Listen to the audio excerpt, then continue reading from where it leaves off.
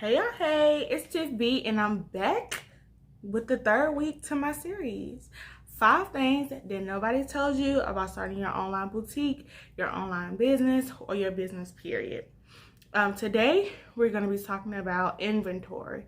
So we've covered your audience, covered knowing your audience, showing up for your audience. Now we're going to be talking about inventory. So you know what audience you want to reach. You have a plan on how you want to reach them. And so the third thing is, once you have them, what are you going to provide to them? How's your inventory? So let's get into that. And thank you so much for everybody who watched the previous video, the third week of my series, 5 makeup looks you can do when going live, when showing up for your audience, when taking a photo shoot. We just did this look. This look is a beginner look. So it didn't take us long. We didn't do a whole lot. We didn't do, believe it or not, we didn't do a face full of makeup. Thank you guys for liking and subscribing and leaving a comment down below. So let's get into this video. I did a previous video on how I found my inventory. Because I'm still active in my boutique, you can call it selfish if you want to. But if you guys want to know the vendors that I use, you're going to have to reach out to me separately, and it may be a cost associated with it. But I literally use Google, guys. And some people, like, they'll come to you and they'll say, oh, you don't want to help us, or this and this and this. But when I tell you I use Google, I literally put in the search section wholesale vendors, wholesale boutique vendors, wholesale plus size vendors, and a list of stuff came up.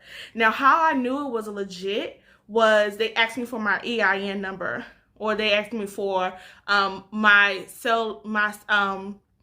sales and use number. If you go into a vendor to sign up and they just let you see the prices and they just let you see the inventory, or they don't ask you for your sales and use number or your EIN number, that's probably not, I wouldn't say a legit site, but it's really not a wholesale vendor. I don't know how to, if they don't ask you for that information, it's probably AliExpress, something from China, something like that. Where I get my stuff from is mostly in the United States. I personally don't know. I'm sure it was made in China, but the actual vendors are in the United States. And that's what I prefer. Like, I've seen some people saying like they haven't gotten their stuff, or it's taking a long time to get their stuff.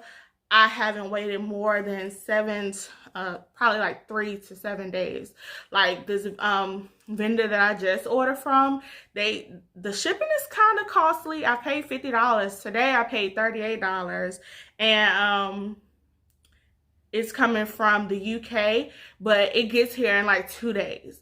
So, you know, you may have to pay a little more, something like that, for shipping, but it is what it is. So let's start off with my story. I always like to relate things to me. So as I told you in my previous videos, when I first started, my audience was entrepreneurs. It was a business person, people that, you know, you may have to look one way at work, but when you get off of work, maybe you want to have drinks with your girlfriend, or maybe you want to meet your husband for dinner, or maybe you want to wear that look.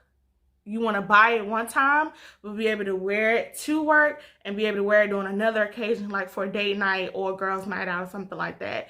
That is who I'm catering to.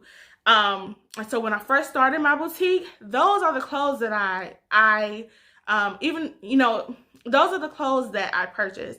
And even though at that time I really didn't understand what it meant to cater to your audience or have an audience, I know now. And I know I should have continued to buy clothing for those type of people. But what I did was I listened to outside people and their opinions, and I allowed them to cloud my judgment on what I should buy. So the first thing I would advise you to do is find out your audience, find out what they like and what they want to buy, and buy things that caters to that specific audience. Right now, because I didn't do that, I'm dealing with my website looking a mess. My website has like, it's all over the place. You can go to it right now, shoptiffb.com, and look at how all over the place it is as far as the type of clothing that I have. But not anymore. I'm realigning with my vision and with what I wanted to do. So once you know your audience, once you buy stuff for your audience, you go from there. Now, what I did when the stuff that I bought wasn't really selling like I wanted it to was I went out and bought more stuff. Big mistake. Big mistake. Why are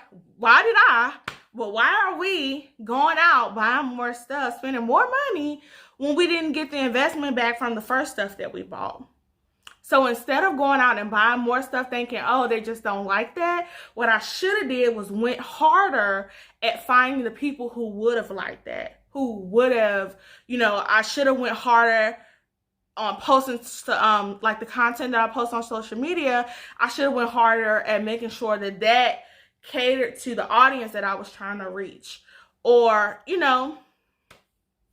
but instead I just went out and just kept buying more stuff and more stuff, thinking that buying more stuff was going to attract the sales, and honestly it did not. So what I have now is just a bunch of stuff that I haven't sold, and a lot of my money is tied into this inventory now.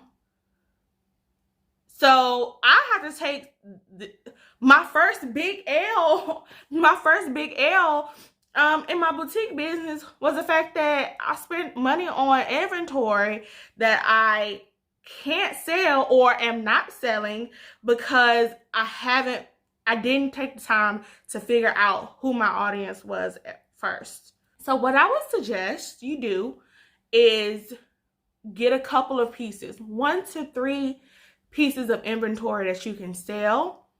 And I would suggest that you sell those first. I would suggest not buying more inventory until you have one left of each item that you purchase. Now, you don't want to wait until you sell out because you want to constantly have stuff. I know what you're probably thinking, like, oh, I don't have a website full of stuff. Yeah, you will when your money builds up. When your money builds up, then you can be like those other boutiques and drop stuff daily or weekly. But right now, you're just starting out. So you're going to have 3 pieces of inventory that you can sell. And now most wholesale vendors, you buy stuff in bulk. So you'll have like 6 of each thing, or 3 of each thing. So what I would suggest is if you have 6 of each thing, maybe wait until you have 2 left. Or if you have 3 of each thing, maybe wait until you're down to your second one or your last one before you buy. And then like I just told you, if you're buying from a real vendor, you're not going to be waiting a month to receive your inventory. It's going to get to you in 5 to 8 business days or less. So you're not going to have that problem with waiting. Now, say it's too late. You already did like I did. What do you do now? I'm still trying to figure that out. I'm still trying to figure out what I do with all this stuff now. Okay, so let's make a plan together. Something I thought about was like going to the flea markets and setting up at like a flea market to just try to get rid of some of this stuff. But right now with COVID, I'm too scared to do that. Now, as the numbers and stuff go down some, I will definitely do that. You can put yourself on Facebook Marketplace and sell it that way. Something else you can do is post in Facebook groups that allow you to promote your business or that are catering to online boutiques. So the Facebook Marketplace, you can say you have a sale or rebranding sale. You can do giveaways. Different stuff like that is how you can try to deplete your current inventory, because now a light bulb has came off in your head and now you know what your audience is, so we got to get rid of this stuff. So that's the space I am now, just trying to get rid of stuff and just trying to start fresh with the inventory that's catering to the audience that I want to cater to. So then we can go into how to store your inventory. If you're just starting off, more than likely you're storing this stuff in your home. You can get totes. I got totes from Lowe's. I will link everything down below in the description bar. I got totes from Lowe's and I put my stuff in there. I also got a rack from Amazon and I store my stuff there as well. Like I said, I'll link everything down below. You can do like the Rubbermaid shelving. Rubbermaid has like what they call closet kits and stuff like that. It doesn't have to necessarily have to be in a closet, because what you do is you mount that to your wall. So if you have like an extra room in your house or extra spacing in your house, you just mount these to your walls.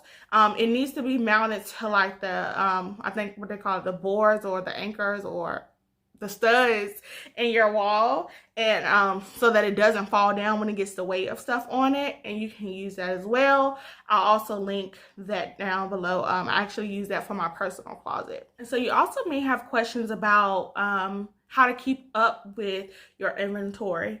If I'm using Wix as my website, pretty sure all of the other e-commerce sites have this option as well, but with Wix, it actually gives you the ability to keep up with the inventory, and then it's like sends you a notification and also an email when something is out of stock, or they let you know how many you have and you can go in and check it on the back end.